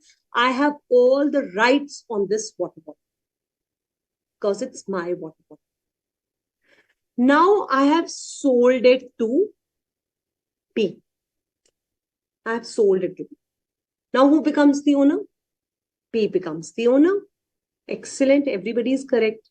Khalid, D kahan se aa gaya? B. B becomes the owner. Okay? Now B will get all the rights related to this water bottle is available with B because B ने मुझे payment कर दी है. अब general property in these goods has been passed to Mr. B. Means all the ownership rights has gone to Mr. B. Answer me one thing. Can B resell this water bottle? Yes, ma'am. Can he use it for drinking? Yes, ma'am. Can he throw it in the dustbin? Yes, ma'am. Can he break it? Yes, ma'am. He can do whatever he wants because now this water bottle belongs to Mr. B. So that means all the property rights, तो उसको हम बोलते हैं general property जो थी ना goods में वो B के पास चले. So property क्या होती है? Ownership. और हम sale of goods में deal करते हैं general property. तो general property clear. तो ma'am what is special property? वही तो तंग कर रहा है. स्पेशल प्रॉपर्टी क्या है? दोबारा से सुनो. Now a take loan from bank and pledge this water bottle with bank. A has taken a loan from the bank. ये जो मैं chat box में लिख रही हूँ notes पे, please आप लिखते रहना. जो whatever I'm telling you examples, keep writing down in your notebooks. Now this water bottle is mine. I'm A. I have given it to the bank and I have taken it a loan of, suppose it's a very expensive water bottle and I have taken a loan of 10,000 rupees. Let's assume silver की आजकल silver के rates बड़े हैं. So silver की water bottle है and gold की नहीं करी ना 10,000 का ही. So I've given it to the bank and I have taken a loan of 10,000 rupees.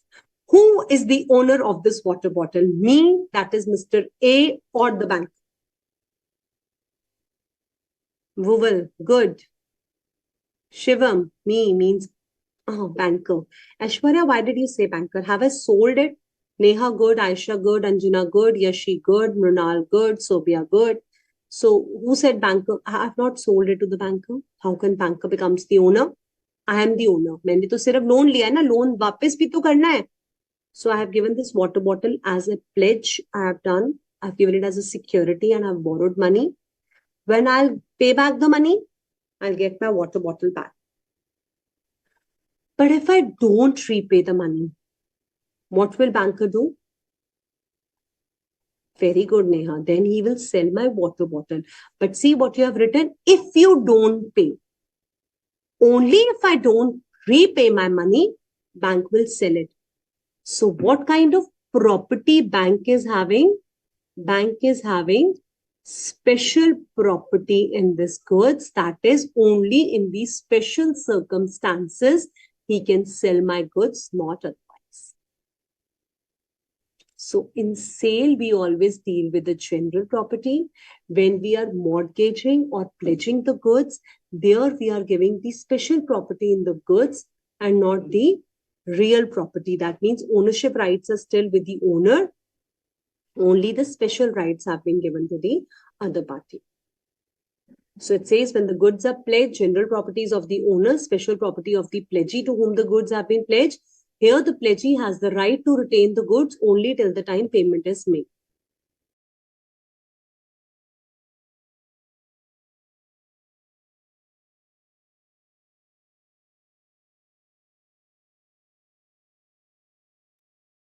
Clear, everyone? Now it's easy. General property, special property, everybody's clear? If it's clear, then be ready to answer my question. A sells the goods to Mr. B. Who becomes the owner? Very good. What property has been passed to Mr. B? Excellent. General property. Everybody is correct. A has given his gold to his friend and borrowed some money from him. Does his friend becomes the owner of the gold? What property has been given to his friend? Wow, super intelligent class. Excellent. Everybody has given the correct answer.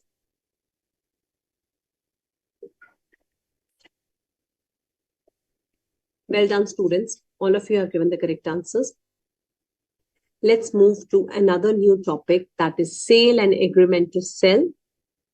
We have completed all the definitions. Let me just go in the study material and see one definition is left, that is mercantile agent.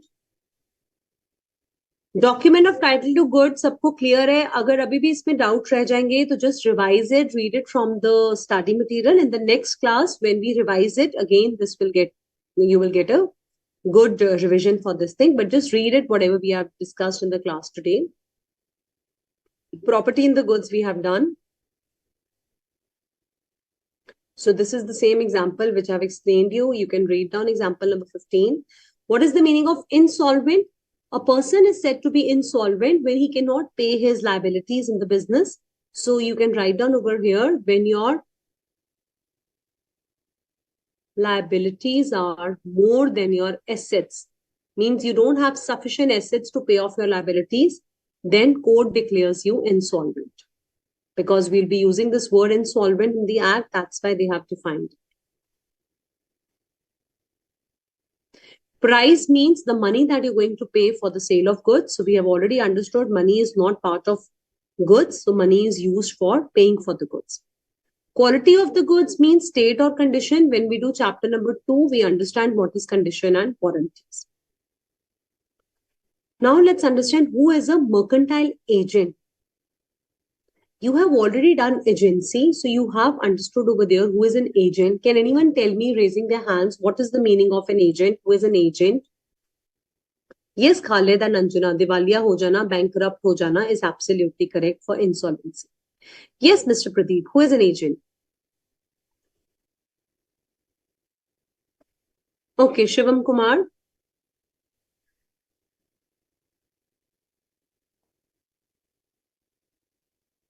Yes, Shivam.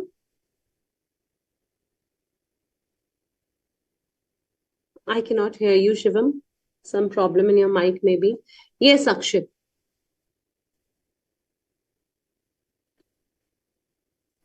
Khalid. Meaning of agent is a person who acts on behalf of another person or group. All right, well done, Akshay. Shivam, your mic is not working, I think. Okay, put your hands down. Anjali is correct. Vival is correct. Khalid is correct. Yashi is correct. Neha is correct. Sunidhi, who is working on behalf of another. Good. So agent is a person who has been appointed by someone. So let's take another story. There is Mr. A dealer, who is selling his goods in Delhi.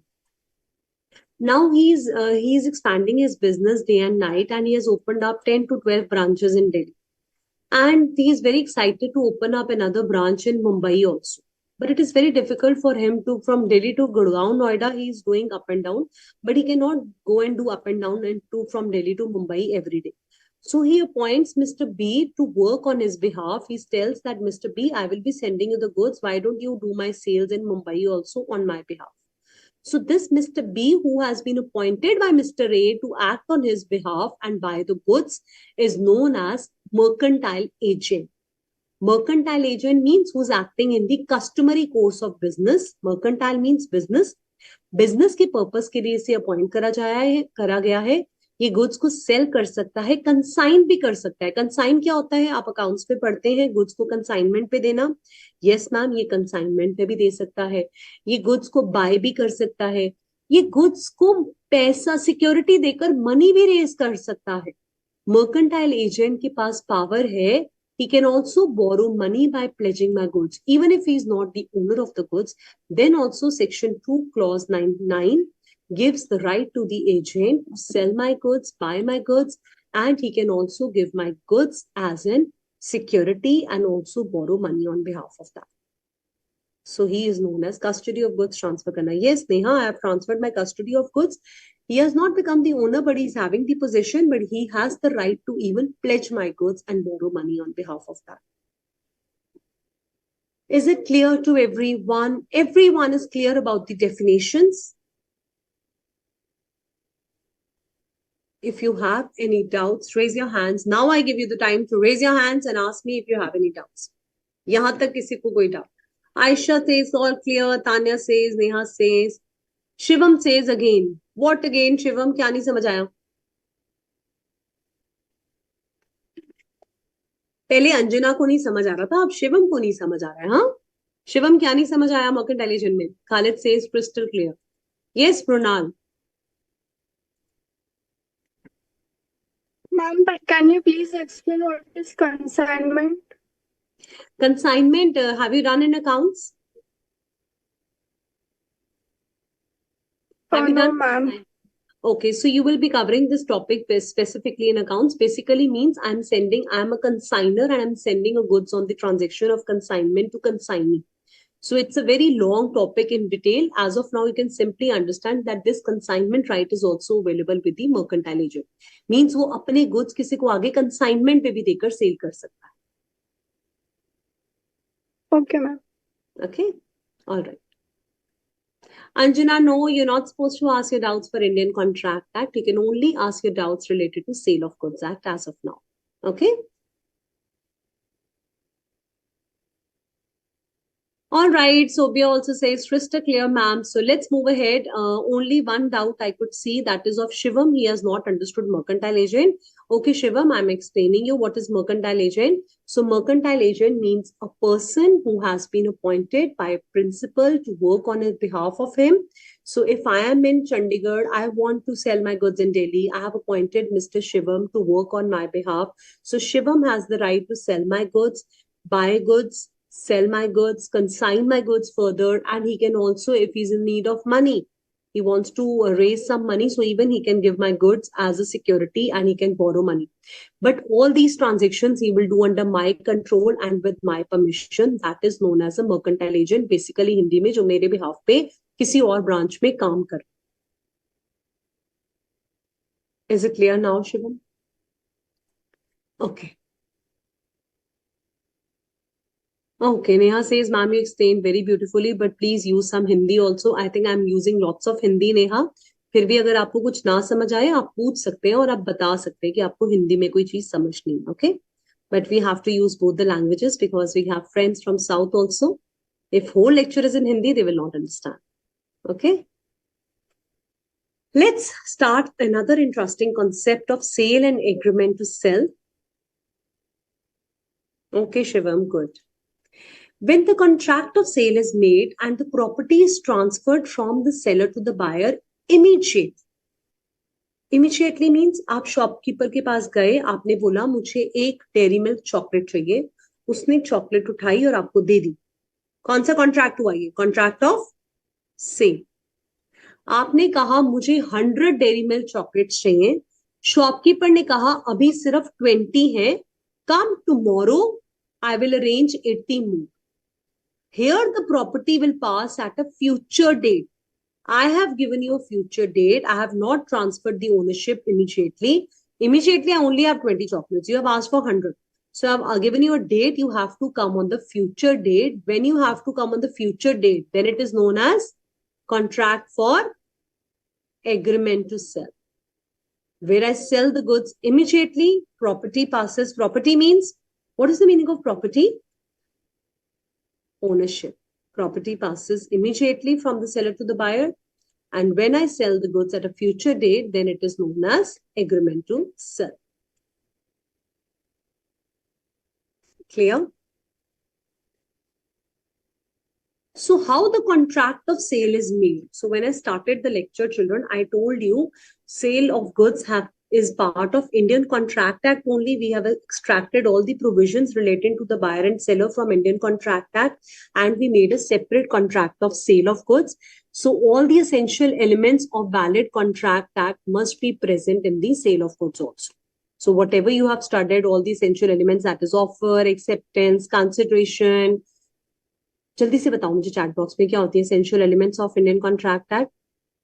It should be a valid offer, acceptance, consideration, competency of parties. He should be of sound mind. Anjana, we are revising. You wanted to do some revision of Indian Contract Act. So he should be of sound mind. He should be major. He should not be disqualified. Free consent, it should be free from coercion, undue influence, misrepresentation, mistake, all these facts. Then it should not be expressly declared to be void. It should have a legal consideration, legal objective, all the essential elements which we have discussed in Contract Act should also be present in the Sale of Goods Act. After that, it says buyer and seller should be there, two parties. It is always with dealing with the movable goods. Does sale of goods deal with immovable property? The answer is no, ma'am. Why? Because immovable property is covered by transfer of property. Then we have to decide the price of the goods, what price will be paying. Transfer of ownership, we understand over here how the ownership is transferred. And it can be absolute or conditional, means when we are using contingent goods, there is a condition. If we get the goods, then only we can transfer. Absolute means for the existing goods which are existing, we do the sale immediately for the specific, ascertained and unascertained goods. Is it clear to everyone? So let's do one case study. Aviyukt purchased 100 kgs of wheat from Bhaskar. So children, this is my first case study that I'm doing with you for the chapter Sale of Goods Act. So along with all the chapters, I will be taking up many questions related to the chapters, and also I'm giving you assignments related to that chapter. So please understand how you have to write the case study. Because in CA Foundation paper, once we are done with the syllabus, you find it easy also, and you learn it also because you're making the notes along with the class also. So once you have learned it, the important part is how to write the answer. So writing of the answer is very, very important. So pay 100% attention when I'm discussing the case study with all of you. And once you have learned it, then I will also be asking you in the later on classes to write the similar answers in the chat box so that I can check your work also. Okay. So Aviyukt purchased 100 kgs of wheat from Bhaskar at rupees 30 per kg. Bhaskar says that the wheat is in his warehouse in the custody of Kishore, the warehouse keeper. Kishore confirmed Aviyukt that he can take the delivery of wheat from him. Till then, he is holding the wheat on behalf of Aviyukt. Before Aviyukt picks the goods from the warehouse, whole of the warehouse was flooded. Now Aviyukt wants his price on the contention that no delivery has been made. Can you say that the Aviyukt is right in his view? First of all, you have to tell me this topic relates to which, this case study relates to which topic?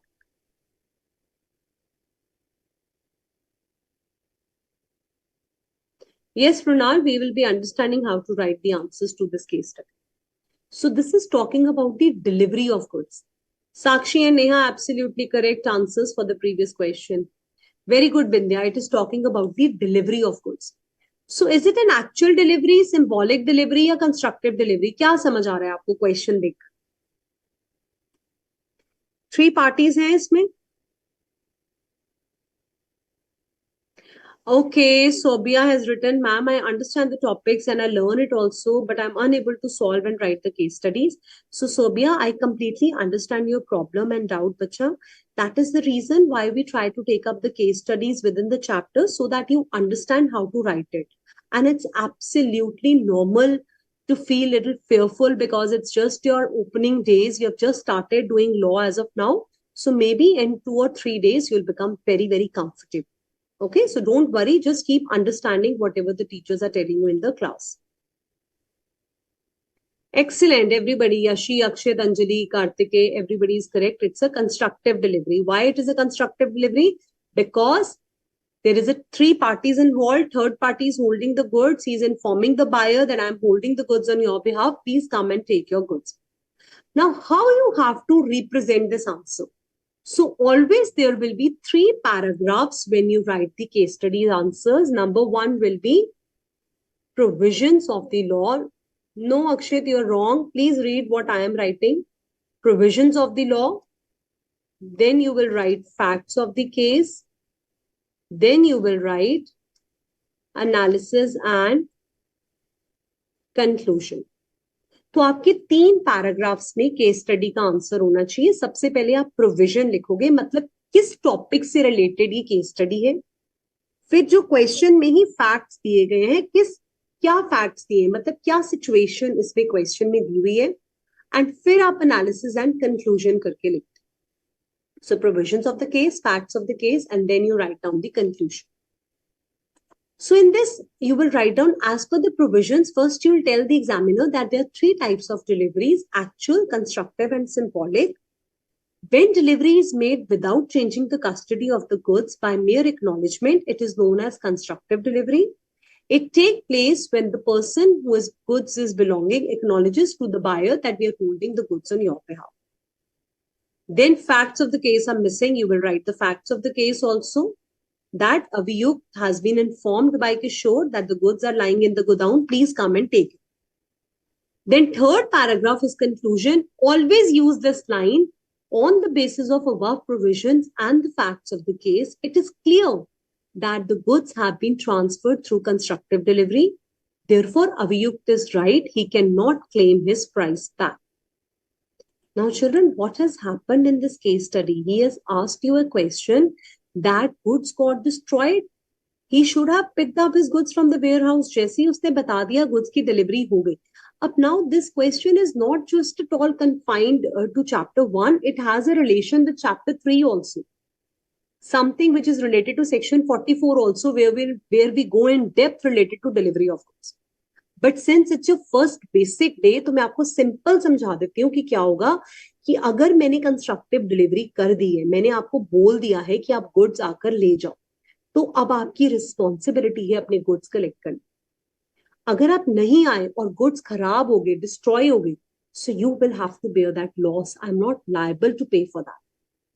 Okay, so it has an interconnection with unit 3. When we do in detail unit 3, you will understand. As of now, we have just discussed there are three types of delivery: actual, symbolic, and constructive. In this question, you have answered very well.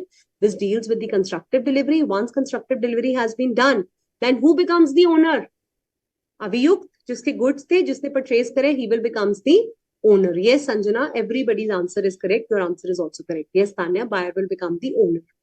Absolutely correct, Binda. And now if the goods get destroyed, whosoever is the owner will have to bear the loss.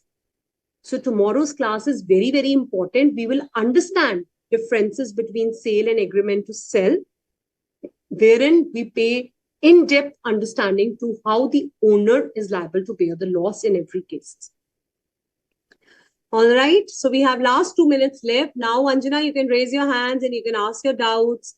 Whosoever want to ask their doubts, they can raise their hands. Yes, Prunal wants to ask some.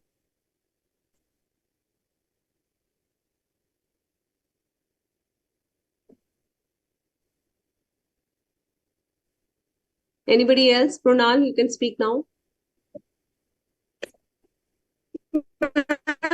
How to know the weightage of particular question given in the So around 15 to writing 20 the answer. 15. Achha, for the case study you're asking? Yes, ma'am. Case study based questions can be of 3 to 4 marks also. It can be of 5 marks also. So if you have a question related to 3 marks, you don't have to go in depth of facts of the case. You can simply write a line or so, but provisions and conclusions should be very clear. And if it is a 5 marks case study, then you have to represent in 3 paragraphs that I've told you.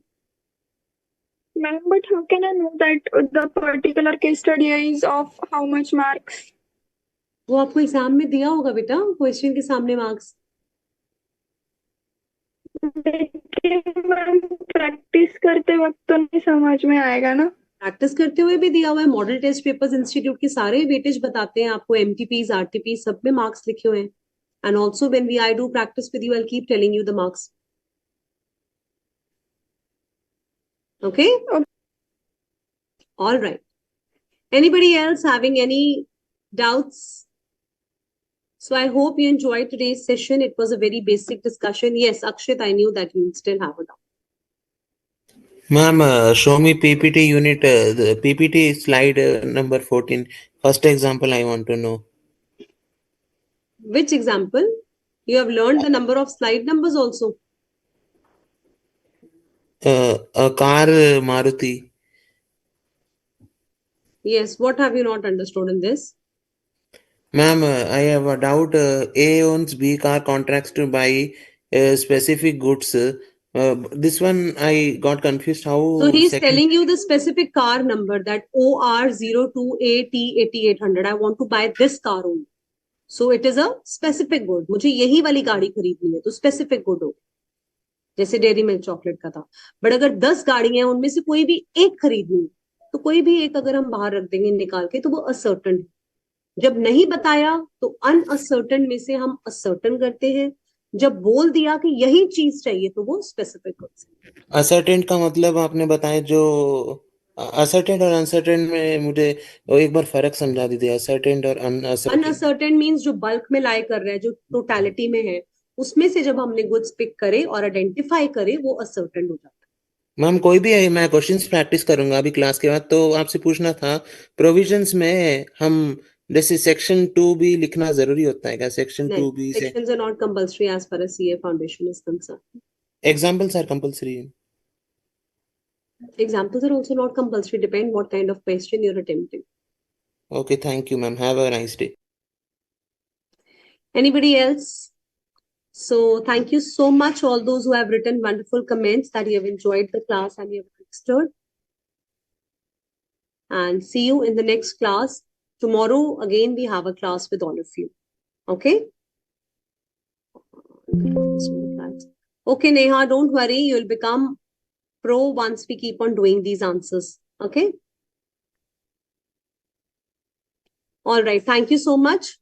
Thank you, sir. We are done with the session. Yes, sir.